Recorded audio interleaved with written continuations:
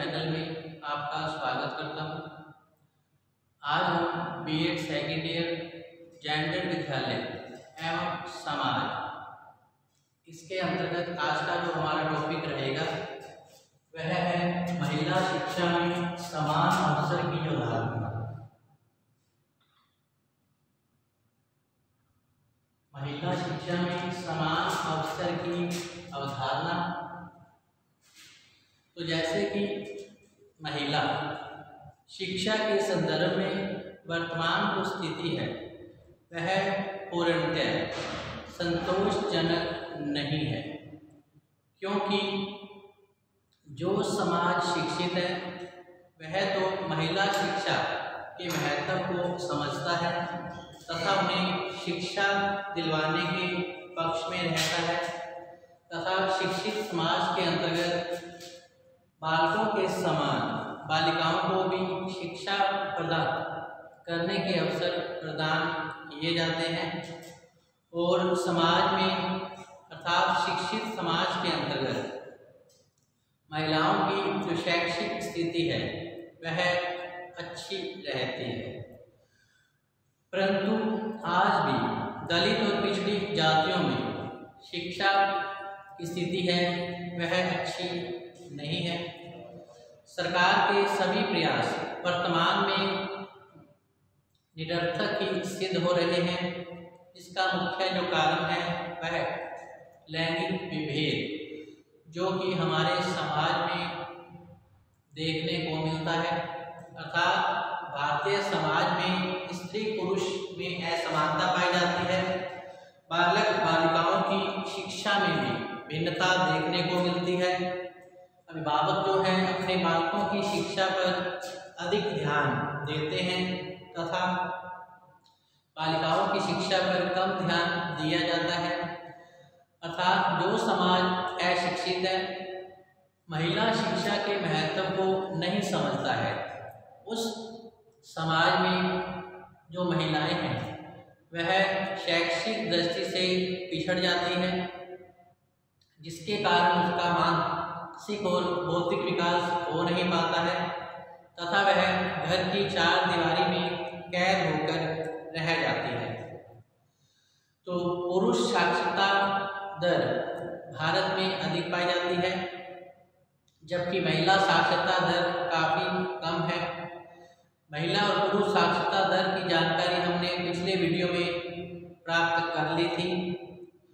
तो इस प्रकार शिक्षित समाज तो महिला शिक्षा के महत्व को समझता है, लेकिन अशिक्षित समाजों के अंतर्गत महिलाओं की शिक्षा के दृष्टिकोण से स्थिति अच्छी नहीं पाई जाती, जिसके कारण वह अपने अधिकारों के प्रति जागरूक नहीं हो पाती।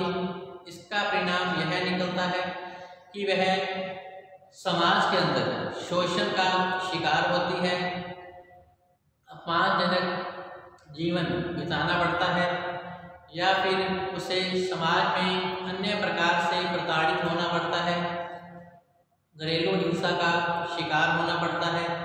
इसका मुख्य जो कारण है वह हमारे समाज की पूर्वाग्रह की धारणा और रूढ़िवादिता की धारणा इसके लिए सबसे अधिक उत्तरदायी है, क्योंकि रूढ़िवादी जो समाज है वो महिलाओं को शिक्षा प्राप्त करने में कम इसके अंतर्गत ध्यान दिया जाता है।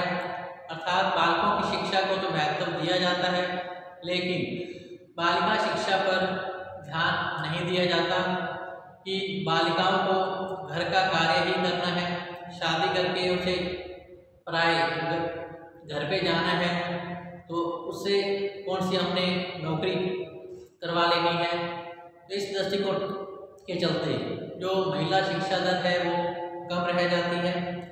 तो जरूरी है कि पुरुषों के समान ही स्त्रियों को भी शिक्षा के पर्याप्त अवसर दिए जाएं, ताकि वो भी समाज में शिक्षा प्राप्त कर अपना मानसिक बौद्धिक विकास कर पाए तथा अपने अधिकारों के प्रति जागरूक हो और उसके साथ हो रहे अपमान और शोषणात्मक रवैये से वो संघर्ष कर पाए। तो जरूरी है कि बालकों के समान ही अभिभावक अपनी बालिकाओं को भी शिक्षा प्रदान करें, अर्थात महिला शिक्षा को समान अवसर प्रदान किए जाए।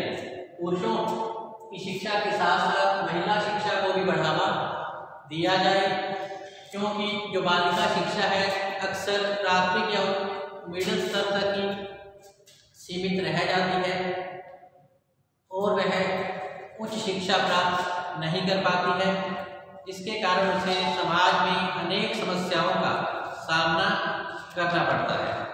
तो जरूरी है कि महिला शिक्षा में समान अवसर समाज के द्वारा, सामाजिक संस्थाओं के द्वारा और समय सेवी संस्थाओं के द्वारा प्रदान किए जाएं। तो महिला शिक्षा के विकास में यद्यपि अनेक बाधाएं हैं, जैसे रूढ़िवादिता की धारणा, लैंगिक पूर्वाग्रह की धारणा आदि जो इसके लिए मुख्य बाधाएं हैं। परंतु यदि साहसपूर्ण ढंग से इन बाधाओं का सामना किया जाए तो इन पर विजय प्राप्त की जा सकती है। तो यहाँ हम महिला शिक्षा में समान अवसर हेतु कुछ सुझाव प्रस्तुत कर रहे हैं।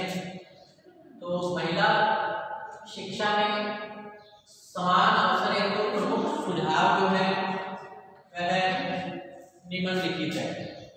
नंबर 1 है आर्थिक समस्या का समाधान। दूसरा है रूढ़िवादिता का उन्मूलन किया जाए। सबसे बड़ी बाधा महिला शिक्षा में समाज के अंदर रूढ़िगत धारणा है, जिसके चलते बालिकाओं का कम उम्र में विवाह कर दिया जाता है, उसे घर की चारदीवारी में कैद कर दिया जाता है या फिर पर्दा प्रथा जैसी जो समस्या है वह उन पर लाद दी जाती है। तो रूढ़िवादिता का उन्मूलन अत्यंत आवश्यक है। तीसरा है शिक्षा प्रशासन में सुधार किया जाए। चौथा है अपव्यय एवं अवरोधन का उपचार किया जाए। नेक्स्ट है बालिका विद्यालयों की स्थापना की जाए। इसके अलावा सह शिक्षण शालाओं में अध्यापकों की नियुक्ति प्रदान की जाए। समाज के दृष्टिकोण में परिवर्तन किया जाए, अर्थात महिलाओं की शिक्षा के प्रति दृष्टिकोण भी सकारात्मक होना चाहिए। इसके अलावा विभिन्न पाठ्यक्रमों की व्यवस्था की जाए और महिला शिक्षा को बढ़ावा दिया जाए। इसी प्रकार सरकार का जो दृष्टिकोण है वह उदार बनाया जाए और सबसे विशेष ग्रामीण दृष्टिकोण में परिवर्तन किया जाए, क्योंकि ग्राम जो है आज भी यहाँ पर अशिक्षा की स्थिति देखने को मिलती है। इसके कारण अभिभावकों में जागृति नहीं आ पाती है और वह बालकों के समान अपनी बालिकाओं को शिक्षा प्रदान करने में रुचि नहीं दिखा पाते हैं। तो जरूरी है कि ग्रामीण दृष्टिकोण में परिवर्तन किया जाए, अर्थात अभिभावकों को जागरूक किया जाए और उसे बालकों की शिक्षा के साथ साथ बालिका शिक्षा का भी महत्व बताया जाए, ताकि जो बालिका पढ़ लिख कर अपने पैरों पर खड़ी हो सके। और परिस्थितियाँ कई बार ऐसी आ जाती हैं कि उसे घर गृहस्थी का बोझ के साथ साथ उसे आर्थिक क्रिया भी करनी पड़ सकती है। तो जरूरी है कि अगर बालिका पढ़ी लिखी होगी तो वो पढ़ लिख कर उच्च शिक्षा प्राप्त कर सरकारी नौकरी में जा सकती है या किसी भी प्रशासनिक पद पर भी हो सकती है। इस प्रकार इन सब का अध्ययन क्रम से करेंगे। इसके अलावा जो बालिका शिक्षा में असमानता देखने को मिलती है उसको भी दूर करना चाहिए। जैसे कक्षा कक्ष संबंधी जो असमानताएं पाई जाती हैं, बालक और बालिका शिक्षा के अंतर्गत इसकी जानकारी प्राप्त करेंगे। इसके अलावा विद्यालय प्रबंधन में जो भी असमानताएं देखने को मिलती हैं बालक बालिकाओं की शिक्षा के संबंध में, उसकी जानकारी भी हम प्राप्त करेंगे। लेकिन इसके पूर्व महिला शिक्षा के समान अवसर हेतु जो सुझाव हैं उसका क्रम से अध्ययन करेंगे। सबसे पहले है आर्थिक समस्या का हल। तो महिला शिक्षा में समान अवसर के लिए जरूरी है कि आर्थिक समस्या का हल किया जाए। इसके लिए केंद्र सरकार का यह कर्तव्य है कि राज्य सरकारों को इसके लिए पर्याप्त अनुदान दिया जाए और जिससे कि इस अनुदान का उचित मात्रा में जो प्रयोग वो बालिका शिक्षा हेतु किया जा सके और बालिका शिक्षा के विकास के लिए और बालिका विद्यालयों को कितनी आर्थिक सहायता प्रदान की जाए कि जो अभिभावक हैं इन विद्यालयों में अपनी बालिकाओं का नामांकन करवा सके। तो जरूरी है कि आर्थिक समस्या का हल किया जाए और इससे महिला शिक्षा के समान अवसर उपलब्ध हो पाए। इसके लिए सरकारों का जो कर्तव्य यही बनता है कि वे इस अनुदान का उचित मात्रा में जो प्रयोग है वो बालिका शिक्षा के विकास के लिए करें और बालिका विद्यालयों को इतनी आर्थिक सहायता प्रदान जरूर करें कि जिससे कि विद्यालय का विकास हो पाए और जो अभिभावक हैं वो अपनी बालिकाओं को शिक्षा प्राप्त करने में रुचि दिखाएं। क्योंकि जिस विद्यालय में सुख सुविधाएं भौतिक सुख सुविधा होती है वहाँ पर अभिभावक अपने बच्चों को भेजना उचित समझते हैं। तो जरूरी है कि सब सर्वप्रथम विद्यालयों को आर्थिक सहायता राज्य सरकार के द्वारा उपलब्ध करवाई जाए। दूसरा है रूढ़िवादिता का उन्मूलन। तो महिला शिक्षा में जो सबसे बड़ी बाधा है वो समाज की रूढ़िवादिता संबंधी विचारधारा है। इसके चलते आज भी गाँव में बाल विवाह प्रथा को महत्व दिया जाता है और जो दादा दादी हैं वो चाहते हैं कि उनके होते होते बच्ची अपने घर में चली जाए। इसके लिए उसे छोटी आयु में अपनी पोते पोतियों का विवाह कर देते हैं, जिसके कारण बालिका को शिक्षा प्राप्त करने के अवसर नहीं मिल पाते हैं और रूढ़िवादी विचारधाराओं के कारण ही जो स्त्री शिक्षा का विकास नहीं हो पाता है, जिसके कारण वो अनेक बार शोषण का शिकार होती है, समाज में अपमानित जीवन व्यतीत करना पड़ता है। तो रूढ़िगत जो धारणाएं हैं वो लैंगिक भेद की धारणा को जन्म देते हैं, जिसके कारण महिला शिक्षा में बाधा उत्पन्न होती है। तो जरूरी है कि बालकों के समान ही बालिकाओं को शिक्षा प्रदान की जाए। इसके लिए समाज के अंदर सकारात्मक दृष्टिकोण रखा जाए और समाज में जो भी रूढ़िगत प्रथाएं हैं जिससे समाज के विकास में बाधा उत्पन्न होती है या स्त्री शिक्षा में बाधा आती है उसे दूर करने हेतु जन जागृति गाँव में शहरों में उत्पन्न की जाए, ताकि जो लोग हैं समाज में परिवर्तन के साथ आधुनिक समाज के साथ परिवर्तनों के अनुरूप ही अपने आचरण और व्यवहार को ढाल पाएं और उन्हें शिक्षा का महत्व अच्छे से समझाया जाए कि जितनी शिक्षा बालकों के लिए आवश्यक है उतनी ही शिक्षा बालिकाओं के लिए आवश्यक है। दोनों ही एक सिक्के के दो पहलू हैं, दोनों के सहयोग से ही समाज का विकास संभव है। तो इस प्रकार रूढ़िवादिता की धारणा का उन्मूलन किया जाए और समाज के अंदर शिक्षा का प्रचार प्रसार कर सकारात्मक दृष्टिकोण उत्पन्न किया जाए, ताकि महिलाओं को भी शिक्षा में समान अवसर उपलब्ध हो पाए, वह भी बालकों के समान शिक्षा प्राप्त कर पाए और अपने पैरों पर खड़ी हो जाए। नेक्स्ट है शिक्षा प्रशासन में सुधार। 3 नंबर शिक्षा प्रशासन में सुधार। तो बालिका शिक्षा का संपूर्ण प्रशासन पुरुष वर्ग के हाथों में न होकर महिला वर्ग के हाथों में होना चाहिए। सरकार का कर्तव्य है कि वह प्रत्येक राज्य में एक शिक्षिका उप संचालिका और उसकी अधीनता में विद्यालय निरीक्षिकाओं की नियुक्ति प्रदान करें। इन निरीक्षिकाओं के द्वारा ही बालिका विद्यालयों का निरीक्षण समय पर करवाया जाए। बालिकाओं के लिए पाठ्यक्रम और शिक्षा नीति का निर्धारण भी स्त्री शिक्षाविदों के द्वारा ही किया जाए, क्योंकि वास्तव में स्त्रियों की समस्या तथा आवश्यकता को भली प्रकार समझ सकती हैं और समाज में स्त्री शिक्षा के प्रति जन जागृति ला सकती हैं।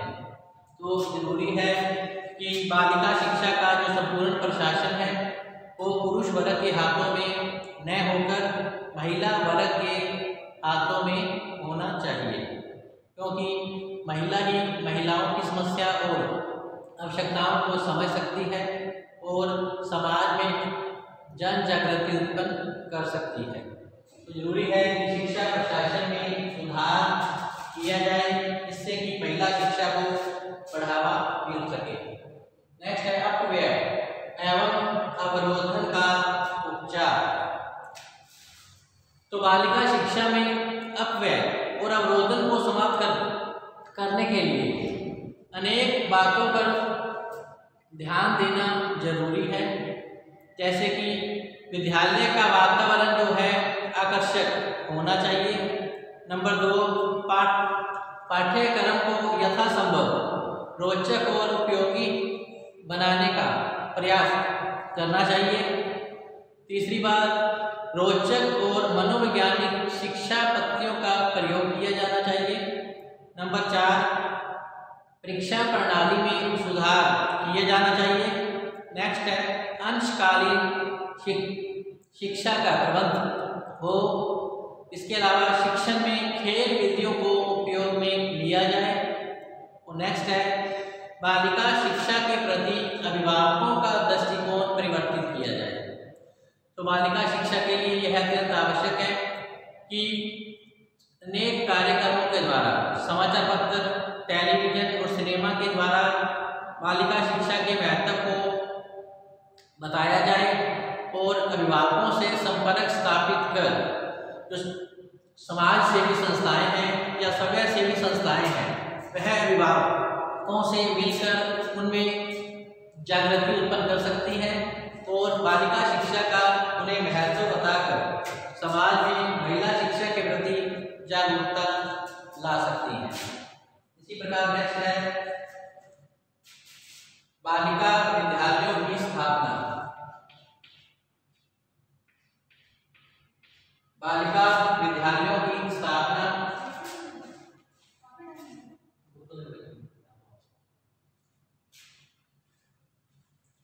तो महिला शिक्षा में समान अवसर हेतु जरूरी है कि बालिका विद्यालयों की स्थापना की जाए, क्योंकि कुछ अभिभावक ऐसे भी होते हैं जो अपनी बालिकाओं को सह शिक्षा प्रदान करने में रुचि नहीं दिखाते।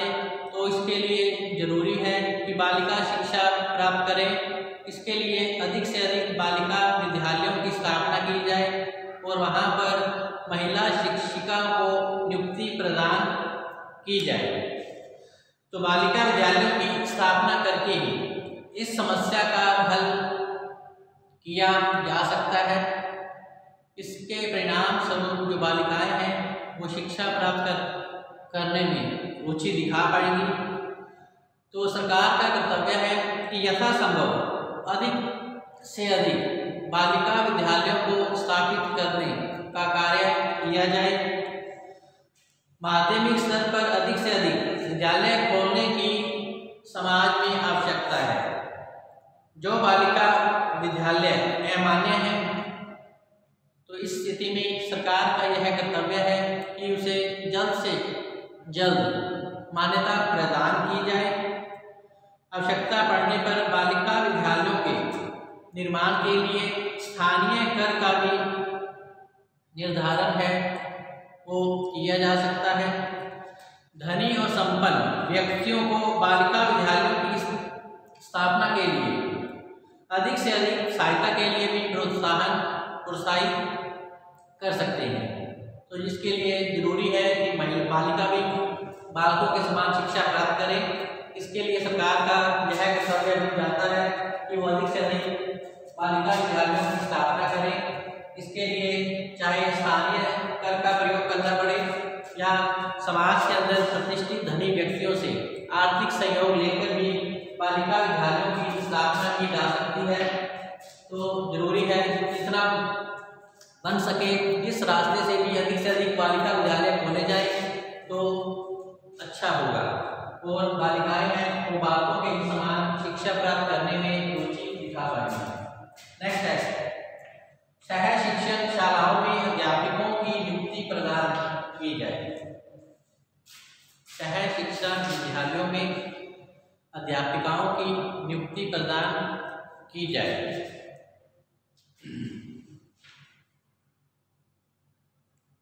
तो इस प्रकार सह शिक्षण शालाओं में अध्यापकों को नियुक्ति प्रदान करके भी बालिका शिक्षा में प्रति रुचि उत्पन्न की जा सकती है। इससे जो अभिभावक हैं अपनी बालिकाओं को शिक्षा प्रदान करने में रुचि दिखाएंगे तथा इससे अध्यापिकाओं के होने क्योंकि बालकों की समस्याएं बालिकों की समस्याएं बालकों की समस्याओं से भिन्न होती हैं। अतः जो अध्यापिकाएं हैं वह बालिका की समस्या को अच्छे से समझ सकती हैं। तो जिस विद्यालय या महाविद्यालय में अध्यापिकाओं की नियुक्ति अधिक की जाती है वहाँ पर बालिका या महिला शिक्षा को बढ़ावा मिलता है और जो अभिभावक हैं वो अपनी बालिकाओं को शिक्षा प्रदान करने में रुचि भी दिखाते हैं। तो जरूरी है कि सह शिक्षण शालाओं में अध्यापिकाओं की नियुक्ति प्रदान की जाए और इसके लिए उन्हें संभव हो सके तो ग्रामीण क्षेत्रों के अंतर्गत उनके लिए आवास की सुविधा भी उपलब्ध करवाई जाए। इस प्रकार नेक्स्ट है दृष्टिकोण में परिवर्तन। दृष्टिकोण में परिवर्तन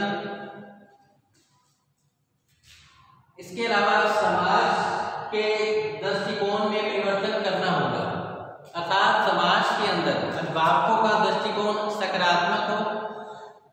इसके लिए बालिका शिक्षा का महत्व उन्हें बताया जाए जिससे कि वो अपने बालकों के ही समान अपनी बालिकाओं को भी शिक्षा प्रदान करने में रुचि दिखा पाएं और समाज में जिससे कि बालिका शिक्षा को महत्व प्रदान किया जा सके। तो इसके लिए आवश्यक है कि जन साधारण को शिक्षा के जो वास्तविक अर्थ है वह समझाया जाए और उनके उद्देश्यों पर प्रकाश डाला जाए। शिक्षा को केवल नौकरी प्राप्त करने का साधन नहीं माना जाए। शिक्षा का महत्व और लाभ का जो ज्ञान है वो कराने के लिए फिल्म प्रदर्शनियों व्याख्यानों आदि का जो प्रयोग है प्रचुर मात्रा में करना आवश्यक है। जब हमारे देश के पुरुष वर्ग का शिक्षा के प्रति दृष्टिकोण बदल जाएगा और वह समझने लगेगा कि बालकों की शिक्षा के समान ही बालिकाओं की शिक्षा भी जरूरी है तो इससे बालिका शिक्षा को काफ़ी बढ़ावा मिल सकता है। और इसके लिए अगर महिला शिक्षित होगी तो वो अपने बच्चों को समान रूप से शिक्षा दिलवाने के पक्ष में रहेगी और इससे जो लैंगिक विभेद है वह समाप्त होगा। इसके अलावा है विभिन्न पाठ्यक्रमों की व्यवस्था। विभिन्न पाठ्यक्रमों की व्यवस्था तो बालिका के पाठ्यक्रम में भी पर्याप्त परिवर्तन करने की आवश्यकता है।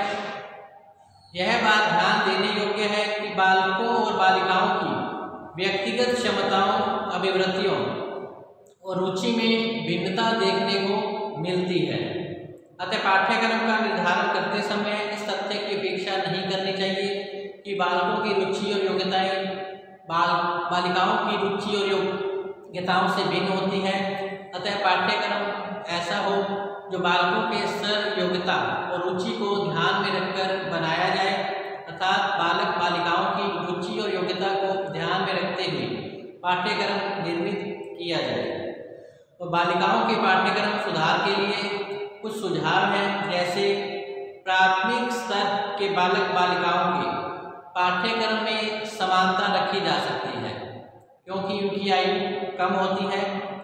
दूसरी बात, माध्यमिक स्तर पर भोजन, गृह विज्ञान, सिलाई कढ़ाई, बुनाई आदि की शिक्षा बालिकाओं को प्रदान की जानी चाहिए। तीसरी बात, उच्च माध्यमिक स्तर पर गृह विज्ञान, गृह प्रबंधन, गृह शिल्प आदि की शिक्षा का प्रबंध किया जाए और सामान्य विषयों के शिक्षण को भी साथ साथ चलने दिया जाए। बालिकाओं के लिए संगीत और चित्रकला की शिक्षा भी विशेष रूप से इसके लिए व्यवस्था की जानी चाहिए। इसके अलावा प्राथमिक और माध्यमिक स्तर पर शारीरिक शिक्षा की जो व्यवस्था है उसको रखना भी परम आवश्यक है। तो इस प्रकार पाठ्यक्रम में बदलाव कर भी हम बालिका शिक्षा के प्रति अभिभावकों की रुचि उत्पन्न कर सकते हैं, जिससे कि महिलाओं को भी पुरुषों के समान शिक्षा प्राप्त करने के अवसर प्रदान होंगे। इसके अलावा सरकार का जो दृष्टिकोण है, नेक्स्ट है सरकार का उदार दृष्टिकोण। इसके बाद है ग्रामीण दृष्टिकोण में परिवर्तन। तो सरकार का कर्तव्य है कि वह बालिका शिक्षा के प्रति जो दृष्टिकोण है उदार रखे, बालिका शिक्षा के महत्व की उपेक्षा न करके उसे राष्ट्रीय हित की ही योजना माना जाए। साथ ही विभिन्न साधनों के द्वारा स्त्री शिक्षा के प्रचार प्रसार में योगदान देना चाहिए। तो जरूरी है कि सरकार का दृष्टिकोण उदार हो ताकि समाज के अंदर महिलाओं को भी शिक्षा के समान अवसर उपलब्ध हो पाए। लास्ट है ग्रामीण दृष्टिकोण में परिवर्तन। तो इस प्रकार ग्रामीण क्षेत्रों में व्यापक पैमाने पर शिक्षा का प्रचार प्रसार किया जाए और विभिन्न गोष्ठियों आंदोलनों के माध्यम से ग्रामीण दृष्टिकोण में परिवर्तन करने का प्रयास किया जाए और ग्रामवासियों को शिक्षा का महत्व बताकर शिक्षा के प्रति अर्थात बालिका शिक्षा के प्रति उनकी रुचि उत्पन्न की जाए, जिससे कि जो ग्रामवासी हैं उनमें जन जागृति उत्पन्न हो तथा बालक बालिकाओं को एक समान शिक्षा प्रदान करने में वे रुचि दिखा पाए। तो जरूरी है कि ग्रामीण क्षेत्र के जो लोग हैं उनका दृष्टिकोण सकारात्मक किया जाए, क्योंकि ये रूढ़िवादी विचारों के होते हैं, संगीन विचारों के होते हैं। अतः शिक्षा के प्रचार प्रसार से इनमें जागृति लाई जा सकती है, जिससे कि जो अभिभावक हैं वो अपने बालकों के समान ही अपनी बालिकाओं को भी शिक्षा प्राप्त करने में रुचि दे पाए। तो इसके साथ ही आज का टॉपिक है जो हमारा यहीं समाप्त होता है। कल हम बालिका शिक्षा के प्रति कक्ष संबंधी जो असमानताएं हैं या फिर विद्यालय प्रबंधन में जो असमानताएं देखने को मिलती हैं बालक बालिकाओं में, और इसका क्या उन्मूलन इसका किस प्रकार से किया जाए अर्थात सुधार किस प्रकार से हो, इसकी जानकारी हम कल की वीडियो में प्राप्त करेंगे। तब तक आप घर पे रहें, सुरक्षित रहें, पढ़ते रहें।